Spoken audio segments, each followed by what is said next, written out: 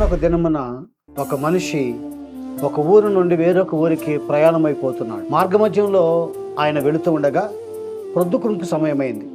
ఆ సమయంలో ఇక చీకటి పడితే ప్రయాణం జరగదని ఒక చెట్టు కింద ఆయన నిద్రించడానికి ఇష్టపడ్డాడు. నిద్రపోయాడు కూడా. కానీ నిద్రపోయిన సమయంలో ఒక మంచి కళ ఆయనకు కలిగింది. ఆ కళ ఏంటంటే, భూలోకం మీద నుండి ఆకాశానికి ఒక నిచ్చెన వేయబడింది. ఆ నిచ్చెన మీద దేవదూతలు ఎక్కుతూ దిగుతున్నట్టుగా చూశాడు.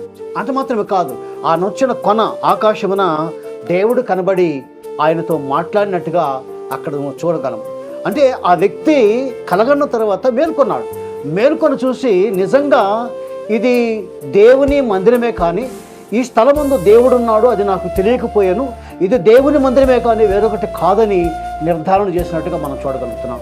గమనిస్తున్నారు కదా, ఒక వ్యక్తి కలలో అది చూచి ఇది దేవుని మందిరం అన్నాడు. కానీ ఈనాడు ప్రజలు నిజంగా దేవుని మందిరము ఇది, ఇక్కడ దేవుని స్వరం వినబడుతుందని గుర్తించలేకపోతున్నారు. దీనిని గుర్తిస్తే ఎంత బాగుంటుందో.